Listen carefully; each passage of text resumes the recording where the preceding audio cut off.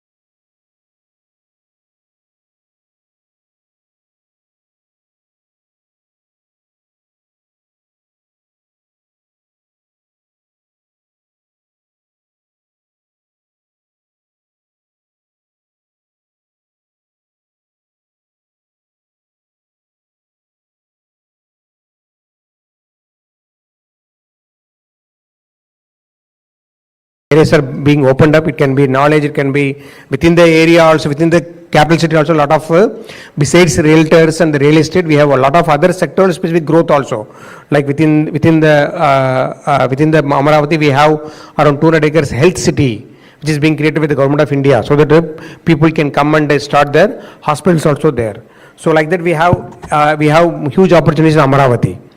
And green energy and green hydrogen is one area when the country is targeting to add 1600 megawatt by 2030. We have taken a target of 160 megawatt. Sorry, 120, this one. So we are going very fast. Okay, and means Minister Sir will address in his address also, and not only the establishment of green energy like solar, wind or hybrid or PSP, also related downstream industries can also come there. Like we have a solar cell module manufacturing, integrated manufacturing also coming there. We already have some players, and Vari is also here in this meeting. We are in touch with them also. So we have a lot of people coming on this front as well. So tourism, I again told you. So we have also our CM has given a target of 50,000 keys in the next 4 years. Because the country requires, and also we requires a lot of big conventions in the state, both in Amaravati as well as in Vizag and Tirupati. So those people who are there in this business, we have huge opportunities there. And IT, our minister is here, but Vizag, I worked there for 3.5 years as a district collector as well as an urban development authority. So it's a beautiful city. Okay, it is also like you are in western coast, it is in the eastern coast. One trivia is that eastern Ghats meet sea in Vizag, whereas western Ghats doesn't meet anywhere the ocean. So it is very beautiful because you are having a mountains meeting the sea there. So that beautiful environment you can have this IT hub. We have very strong and vibrant IT policy. We have a lift policy. You get to know that some of the top IT companies like TCS and Cognizant have been given land at 99 paise. Whole land, 20 acres of block. So we have more opportunities for you in IT and GCC also. And as I told that we have 48 universities, 9 national institutions like IIM, ICER. So we can have a strong collaboration with the industry and academia and develop a future ready workforce. We also have Indian Institute of Petroleum and Energy, okay, which is there very 3 or 4 in the entire country. We have one in Vizag or Anakapalli, where you can go on making a strong academic interaction to create a future workshop also. And also the new thing from our side is a Ratan Tata Innovation Hub. So where what we have done is, like I showed in the right hand side, there is a corporate which is handling. For example, we have a center in Tirupati which is being handled by Adanis. So they will become the lead and they will put their innovation team there. They will be supported by local industries. So they will guide, because we have the entire MSME data which are given to them, they will guide the MSMEs and they will bring the capitals through venture capitals, and also through, they will create the fund of funds, and they will see that how we can able to develop the ecosystem there, both for the startups as well as for the MSMEs. So it is a unique model where including from the Tata Sons has taken the hub under Amaravati, and the spokes are being led by major industries like Jindal, Greenco and all. Okay, and we are the one state where governance we are doing, because if you go through the history, first time the present CM Nara Chandrababu Naidu sir is the one who has brought this e-seva centers. So he brought one where you need not even go to government offices. You can go and pay all your fees in cash. I'm telling 30 years back.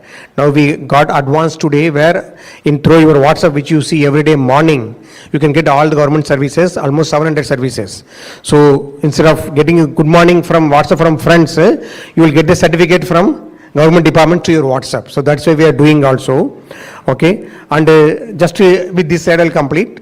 So what I told that, as I told, our LG Electronics team has met our minister, both the ministers, our minister as well as the industry ministers, and you don't believe, now the units got grounded by our IT minister in May. Within a short span, we saw 5,000 crore investment. It's an FDI investment, which we facilitated so smoothly. Not only this one, I have a number of examples, including ArcelorMittal. We can say anything also, but I just want to tell Premier Energy. We can go on listing, but I'm telling that one particular thing, how we not only talk about speed of doing business, we do. So only thing which you have to do is, please approach us with your intent. We'll convert it into a plan and implementation. So be assured. So we are getting the people like this so far. These are the list which we have started in last 11 months. So we request all of you here, please appraise your management, please join us, please register yourself in the CII Partner Summit, which is going to happen on 14th and 15th November. We will see there, you will seeing is believing, you will see all similar people like you from across the globe who will be interested in Andhra Pradesh, and we request all of you to come there, enjoy our hospitality, and also become partner in our growth story by investing there. So prosperous future is assured for you. Thank you very much for the opportunity.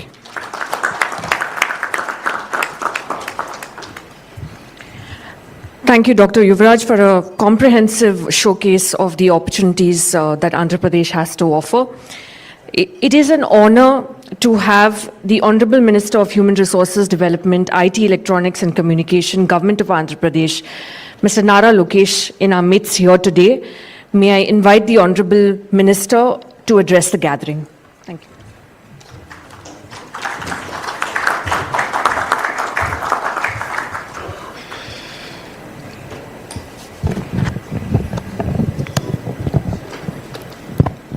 To all the dignitaries on the dais, to CII, thank you for hosting a wonderful event. And to all the potential investors, thank you very much for taking time off, for joining us and the delegation here.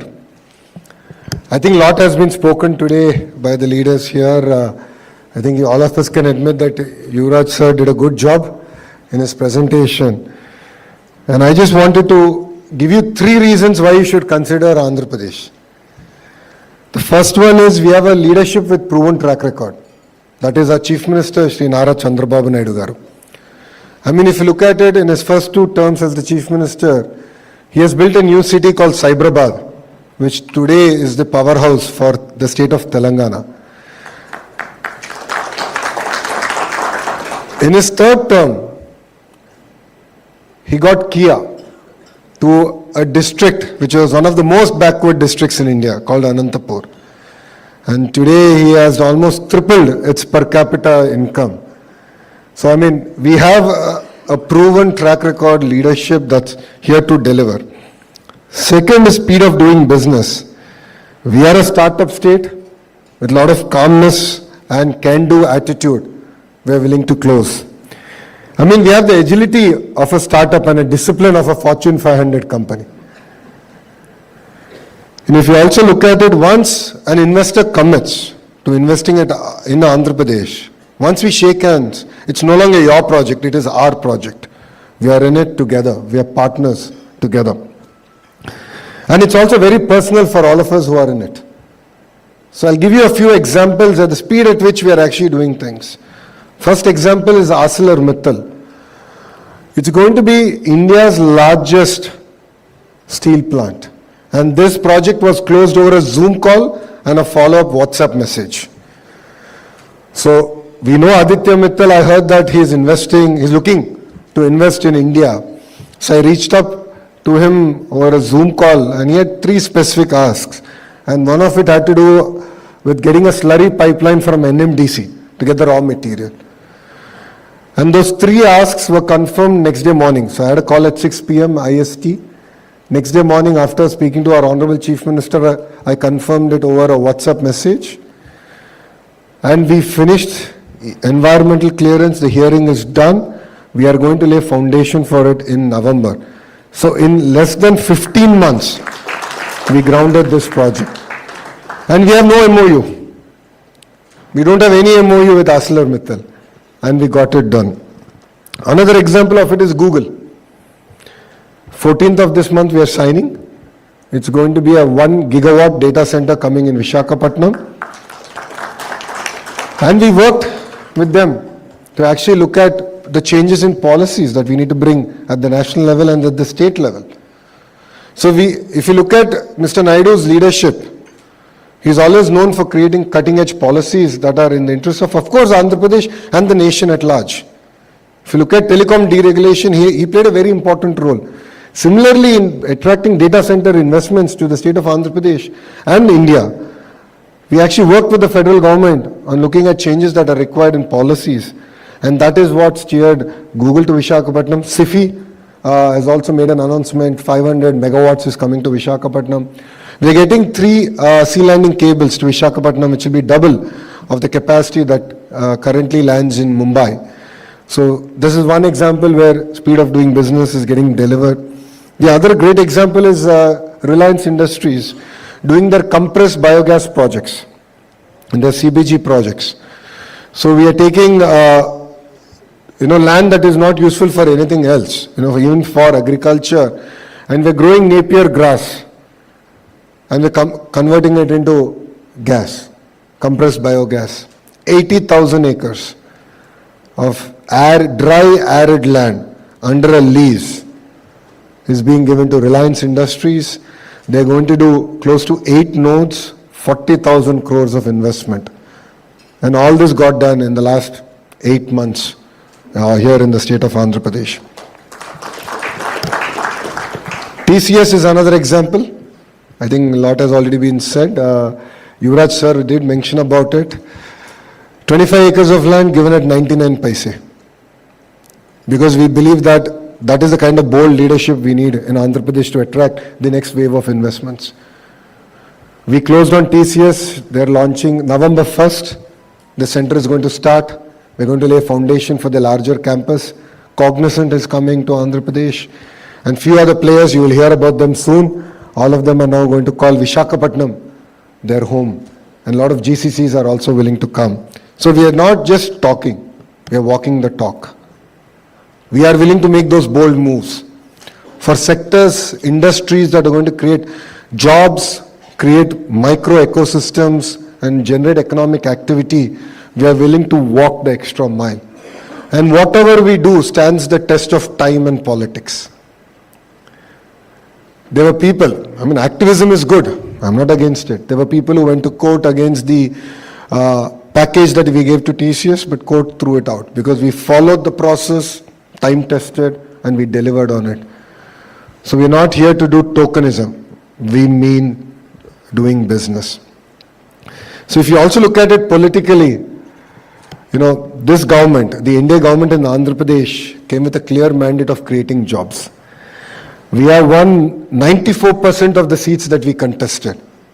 94%. Unheard of in Indian political history. 50% of our legislatures are first-timers. 17 out of the 25 ministers are first-time ministers. So I'm actually one of the senior ministers. This is my second term. It's not my grey beard. It's my second term. But what we bring is raw passion, energy to bring about changes. We are one of the very first states to actually reduce our energy prices by 13 paise.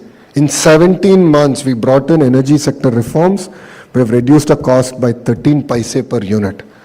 So that's the kind of bold initiatives that this ministry and the group of ministers in Mr. Naidu's 4th term brings. A lot of freshness, a lot of excitement, a lot of energy to get things done. And the third and the most important reason why you should consider us is we believe in the power of clusterization. It's not just about your investment. We will go chase your ancillaries, so your suppliers and the suppliers. In fact, today I had the opportunity to meet with the leadership of Blue Star and we discussed about it threadbare. I don't know how many of you know 50% of India's air conditioning gets manufactured in Andhra Pradesh. And with the kind of investment that Blue Star and few of the players are doing, will be close to 70% in the next 2 years. So what excites me is not just about attracting Blue Star alone. The conversation I had was give me a Rolodex of all your suppliers. I'll go chase and bring them down. Within a 100-kilometer radius, we believe the importance of clusterization. So 100-kilometer radius, we have to build the entire ecosystem. So I call it vertical and horizontal integration. Now what do I mean by vertical? So let's take an air conditioner. There's the entire indoor unit which is plastic, the molding, so on and so forth. The electronics that actually go in, to the compressor, to the gas, to the nuts and bolts, to the outdoor unit, metal that is required. My point is all this has to be manufactured within the 100-kilometer radius. So end-to-end integration happening in 100-kilometer radius. That's what I call it vertical.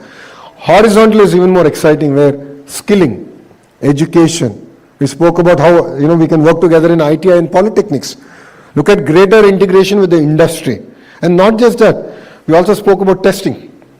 If you have to export certain products to various other countries, those testing companies are for European countries, in Germany or so after. We are now talking about actually bringing them down to that cluster. Test equipment here, domestically.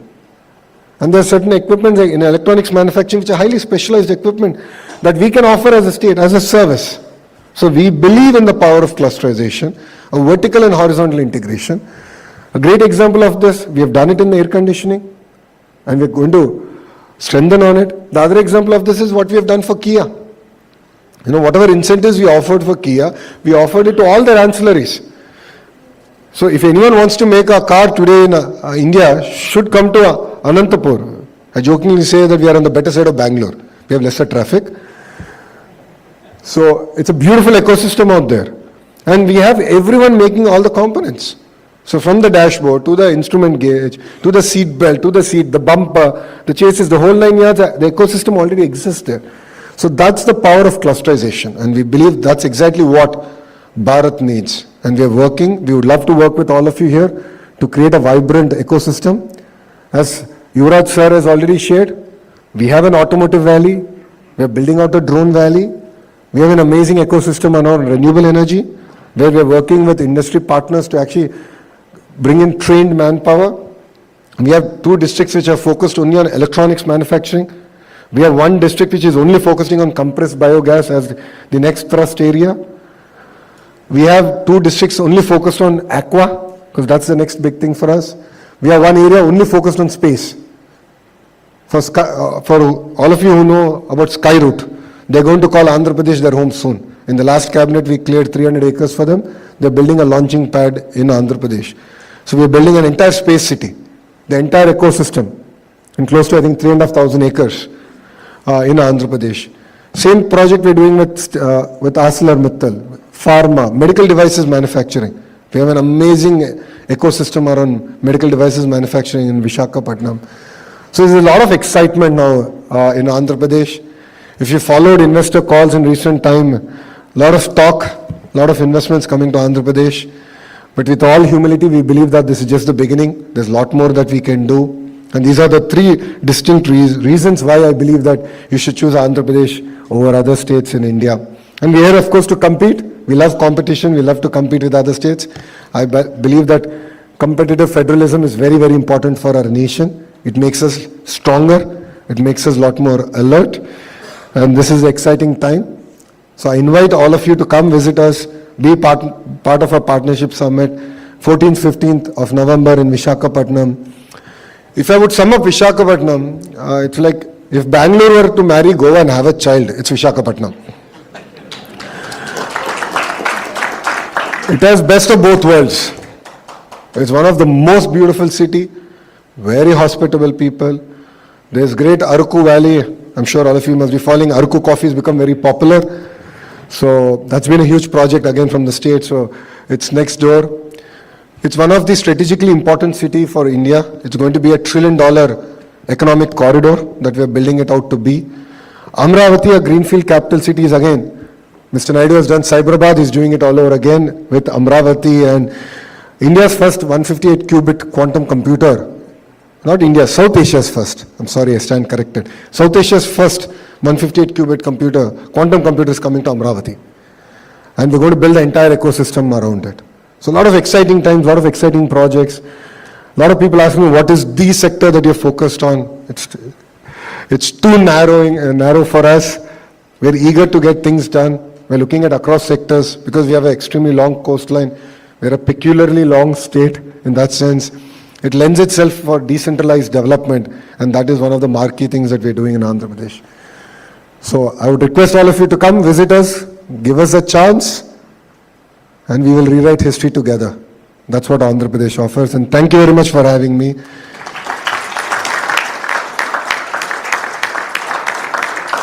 I know I'm going off script here, but if any questions are there, I'll be more than happy to answer with the permission of the chair here. So if you have any questions, I'll be more than happy to answer. Yeah, we can get a mic out there, please.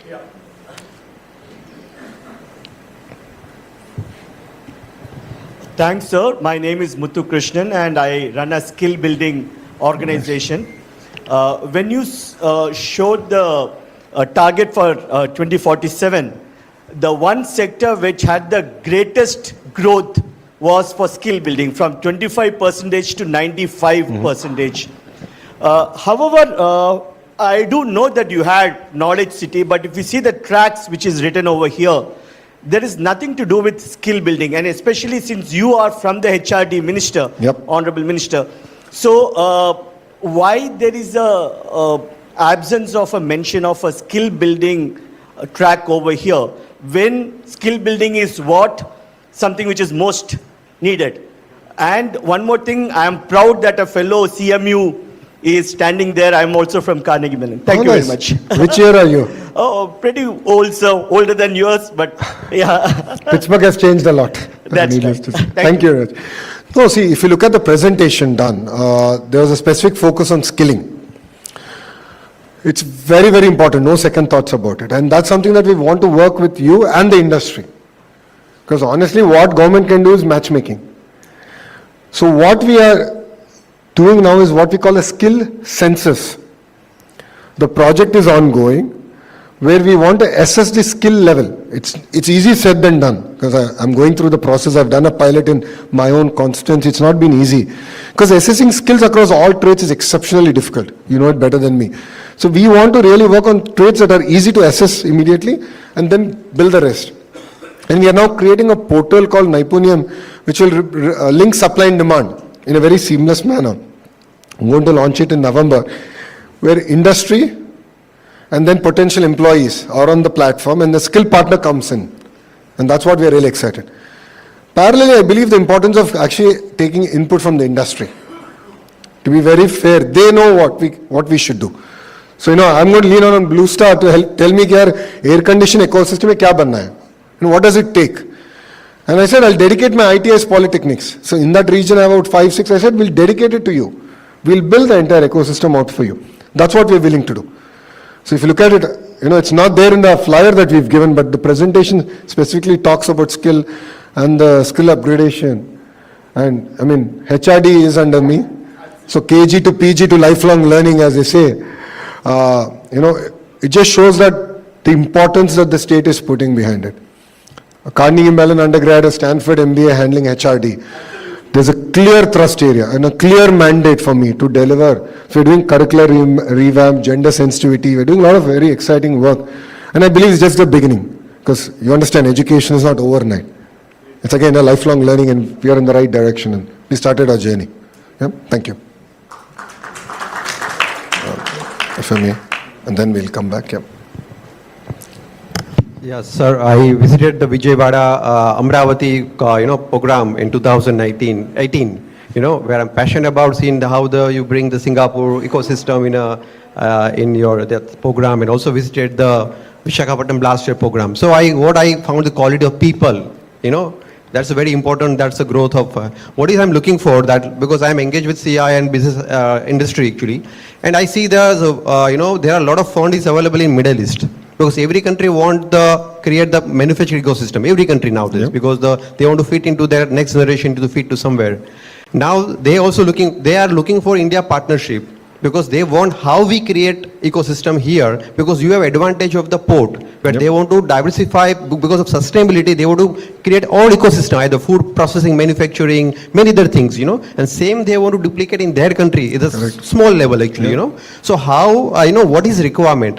It's required facilitation from the state government, and importantly, there are many innovation. I'm Vishal Sangvi, Innovation Business Accelerator. I have a network of 3,000 scientists, and we looking for developing the innovation which is world is not there. No big brand is there. So I'm looking for some state who can be host new brands, because where our new innovation brand can be reach out to the entire world. Because if we cannot export anything, we cannot become a leader. So I want that to be how the Andhra has leadership for building our nation, which is your leaders also there, Chandrababu Naidu ji actually. So I want to know what the direction, how you can become a host for building a new brands, which is a state can host for the new innovation, where you bring the cluster of entire innovators across the world, and those kind of somewhere I can help you if something you have the leadership vision actually. Thank you. No, thank you. No, our engagement with the UAE is very strong. In the past, we worked with Singapore, we've gone back, we've renewed our understanding with them, and we're going to work with them. But parallelly, we're also working with the UAE government. The Honorable Chief Minister is actually going to UAE, and we're doing a round table with the ministers there, the counterparts there. So we're working on building deep relationships across sectors. So last time, the Honorable Minister of UAE was down with almost close to 200 of the industry titans in Vijayawada. And now we are doing vice versa. So we are exposing, both parties to look at possible areas of collaboration, and we would love your input on that.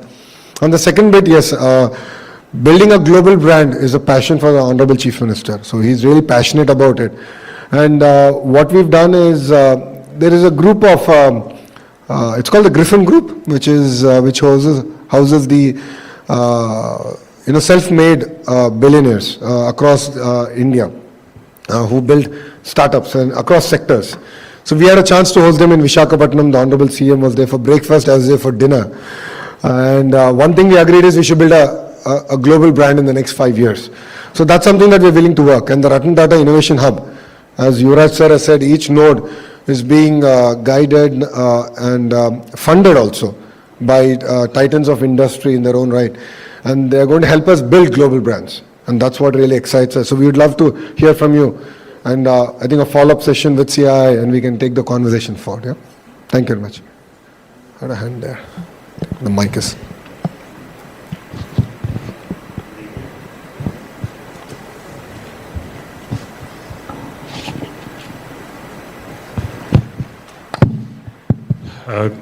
Good evening. My name is Rajiv Bhatia, a student of business strategy. I don't know about Andhra Pradesh being a new state in any way, but it's definitely a forever young state. I was at the Partnership Summit in Hyderabad in 2003 January, and it was quite an experience. You've spoken about what Andhra Pradesh is about. But presently my interest now, after working for about three and a half decades, has gone upstream into working with the rural economy and helping farmers get organized, professionalized, and formalized. And we see many farmer producer companies coming up. I'm very close to the Northeast also. I know that Andhra Pradesh is also very close to the Northeast. So I just wanted to ask you about, the momentum that is there to get these farmers organized and make sure that they stick on, the next generation stick on with this profession, because they tend to be leaving and doing other things. So if you could reflect on that, please. Thank you so much. No, absolutely. I think that's a very, very good question. So let's talk about Bharat for a minute. So what's very important here is agriculture, and if you looked at the slide, we are predominantly an agrarian state to start. We believe in the power of horticulture, and we believe in crop diversification. If you look at the Rayalaseema region, which was historically dry and arid land, we've been able to leapfrog. In 5 years, between 14 and 19, we've done some exciting work around banana, mango, and few other specific commodities, where primary and tertiary processing was actually done in that ecosystem. So we've been able to leapfrog in that sense. So horticulture mission is again something very close to the Honorable Chief Minister's heart and this administration's heart.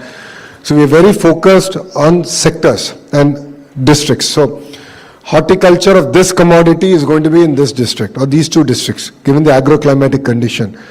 And we are looking at, of course, attracting investors and partners in processing, thus capturing the entire value chain.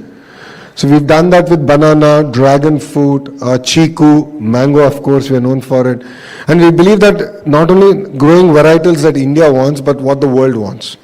This is something that we're talking about it, we're building the entire ecosystem. The other great example is we're working on getting dates. That's the next big frontier for us. There's huge opportunity there, and I've seen it. So that's the other thing we're building. East-West Godavari is all aqua. In shrimp we are number one in the world. We're very focused on it. Now we're looking at how do we get into the processing value chain, and how do we sort of modernize the entire ecosystem and make it sustainable. So that is mitigation of the entire drainage, the whole water being recycled, cleaned up, so on and so forth. So we're actually working on projects like that. So this is something that's again very close to us. Dairy is another big area for Andhra Pradesh.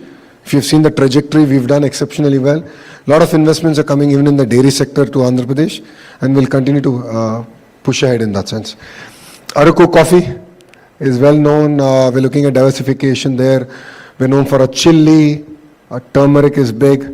So there are again clear areas that are available, and we can look forward to working with you and see how we can make this a more meaningful journey. Thank you. I can come back to you. Great talk, sir. My name is Radesh Kanumuri. I've set up a venture capital fund, and I invest in AI first SaaS companies looking into the US markets, or basically the global markets. I've been in the space for 10 plus years, personally made around 20 plus investments. And before getting into the venture capital world, I was heading IBM India's accelerator program, and I used to work with Mr. Mulli from Fluent Grid with collaboration with startups and the organization. And I personally hail from Kakinada. I have two questions, sir. So one is basically, especially when you're looking into the AI SaaS whole ecosystem, how do you want to encourage new startups coming in this particular space?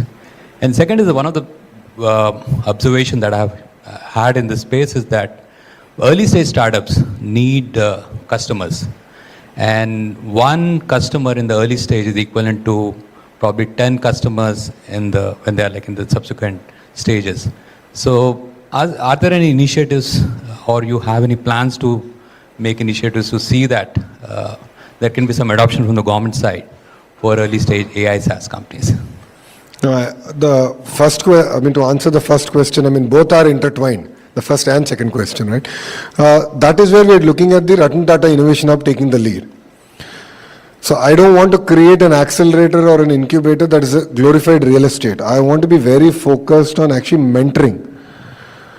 We've done this between 14 and 19, where we had real estate and we said companies can come plug and play, but we've seen success, but very limited success. That's when we realized we can do better. And now we are actually working with industry. So if you look at it, there's specific industries who are coming to actually nurture each node of the Ratan Tata Innovation Hub. And then what they bring is, of course, their industry connects and their own companies. And these are all large companies in their own right in India. They're one of the larger ones in India. So they are willing to give access to market. And then wherever government needs to be involved, of course, the CEO of the RTIH, she's a young IAS officer from IIT Kharagpur. She's now our CEO. So she's willing to now then give access to the entire state and our ecosystem. So that's the way we are sort of building this out. So Thank you. It's a short answer for a long question, but that's the way we want to do it. Thank you. So, hello. Yeah, myself Ashish Kaswa. I am a technocrat, electronics engineer, now ventured into agriculture sector. And I want to bring your focus towards, because all these things are integrated in one future engineering material, which is missing in your, which is having smallest economic cycle, environment friendly and sustainable, which is known as a future engineering wood. And it is bamboo. And these days I am working in bamboo, and the bamboo sector, it's $30 billion economy world over. We have very good potential for growing bamboo. Unfortunately, due to the, it was classified into forest due to during British time, which was brought out of in 2017. It is again a greenfield project or a sector which should be considered in your projects also. If you want any kind of that, this, I can just help you out. I worked with this with Gadkariji also, so I can just. No, please, if you can share it with CII and they'll connect us. So just I would like to have a contact person with whom I can connect. Yeah, I'll have CII do that. Yeah? Yeah. I think the CII leadership will put us together, yeah? Question in the back, and yeah, go ahead. Then we'll come back to you. Hey, good evening, sir. I'm from the cybersecurity industry. I run a deep tech cyber firm. You know, with all the plans that were showcased, it seems to me that cyber is going to be a critical supply chain to make all of this work well and keep the value in the state. What are your policies on this regard? Are you attracting in cybersecurity investment, and have you guys thought this through? Honestly, we don't have a specific policy for companies in the cybersecurity space. For lack of, the way we've sort of bundled it, I think we just defined it as this IT space. Not that way. I mean, to actually a policy for all of these companies to implement cybersecurity to safeguard the entire supply chain. So I think I'll be putting the cart in front of the horse. So Right. I think I'm now focused more on attracting investors to now come and actually start off the centers, and I would request you to do the same thing in Visakhapatnam. And that's where all these companies are going to land up. So again, it depends on sector, right? So steel, medical devices manufacturing, GCCs, pharma, Visakhapatnam, aqua, again the 2 districts, quantum, there's Amravati, and the, education is Amravati, sports is Amravati. Then there are specific manufacturing hubs that we have sort of earmarked. So based on which sector you would cater to, that's the area that I think potentially you would look at investing. But as a state, we cannot mandate that, this is the standard. Thank you. I will consider that. Thank you. Thank you. I think we have yes. Sir, good evening. I'm Mehul Dani from FinTech Business. It's a media company. What are your USPs in terms of promoting fintechs, startups, IT-enabled services in the state? And what are your talent pool available to support the development of the IT industry as a whole? Local human resource and talents. Thanks. Great, thank you. The first one, we have a clear startup policy, so I'll be more than happy to share that. The incubator/accelerator is the Ratan Tata Innovation Hub. So Visakhapatnam also has a node, and that's where it will be predominantly focused on the sectors that Visakhapatnam is going to focus on attracting, the investments it's going to attract. The third part, the idea for us is to build this entire ecosystem in a very symbiotic manner. So that's where, we believe in the partnership of the private sector coming in, and we are enabling them to sort of run this entire ecosystem. I'm sorry, I forget your second question. HR, yeah, thank you. Most important question. Okay, globally, if you look at the IT pool, close to about 35% would be Indians. And in that, 40% will be from the Telugu-speaking states of Andhra Pradesh and Telangana. So we are the suppliers of IT talent globally. So talent is of no dearth in Andhra Pradesh, especially in IT space. So if you look at why TCS, Coxy, and few other players who will be announced soon are coming, it's because we have the talent. The talent pool exists. Even in their companies, currently, there's a huge workforce coming from Andhra Pradesh. Historically, because we were erstwhile Andhra Pradesh, which was Hyderabad as a capital, all the pool used to go to Hyderabad. Post bifurcation, it took us a bit of time to find a feet on the ground, but we've done it now. And that's why everyone's looking at coming to Visakhapatnam as far as IT is considered, and then Amravati as far as quantum is considered. So there's a clear thrust area, clear focus. In terms of education institutions, we are known for it in the IT sector. Of course, we have the IITs. We now have SRM, WIT. BITS is coming to Amravati. So BITS Pilani, after that, is now doing a campus, BITS Pilani, Dubai, and then now Amravati. So 90 acres, they're going to start soon. So talent will be no problem. And we have it. And as IT Minister, once Naipunyam platform launches, which is about a month away, click of a button, you can assess based on age, education, skill level. Because in IT, it's easier to look at the skill assessment or skill census. We're actually going to do that. So on touch of a button, you'll actually have talent available. And if there's any shortage in any specialities, let me know, and as a skill minister, I'll ensure we deliver on it. Thank you. Great, so thank you very much for giving me this time. Thanks for the patient hearing, and I look forward to seeing all of you in Visakhapatnam. Thank you very much, and Jai Hind.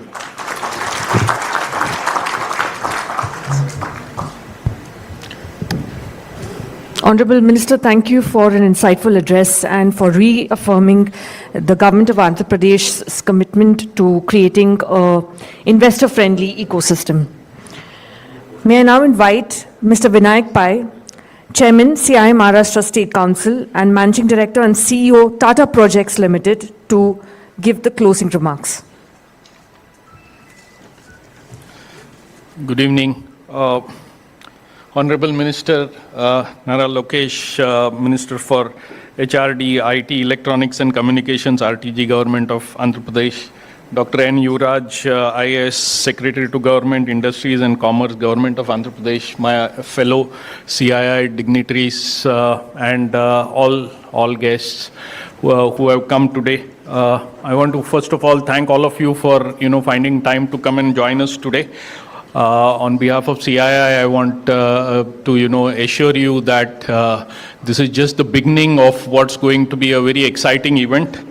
For nearly 3 decades, the CII Partnership Summit has served as one of India's most influential platform for global economic dialogue.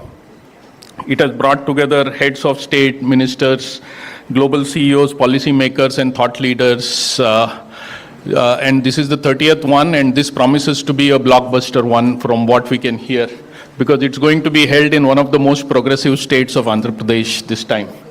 From Minister, your comments about the 3 reasons for coming to Andhra Pradesh is like a offer which no one can refuse. So I'm sure that everyone here in the audience will look forward to joining in this event and leveraging everything which is there in Andhra Pradesh. And it's really great to hear the forward-thinking ideas which you have. And all those 3 reasons of leadership with proven track record, the speed of doing business, and the power of clusterization are really key to this dialogue which will happen.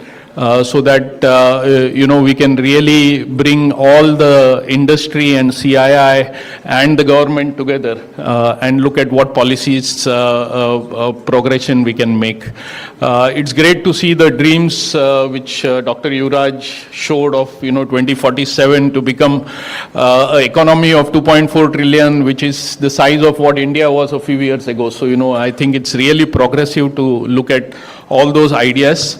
So I think it's been a great event, and we have learned so much, and it has really, I'm sure, created a lot of interest in the audience today to join for the Partnership Summit in Andhra Pradesh. And I, for one, will be there, and I'm sure everyone here feels the same. So thank you once again, and look forward to a great event. Thank you.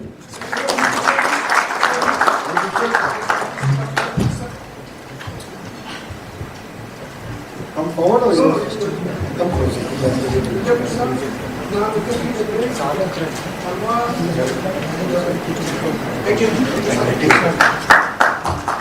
Three cameras, I don't know which one.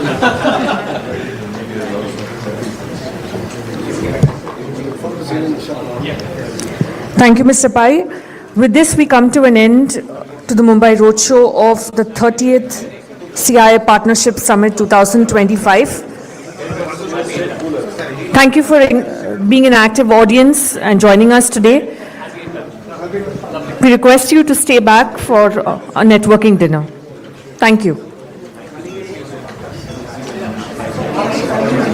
Everyone.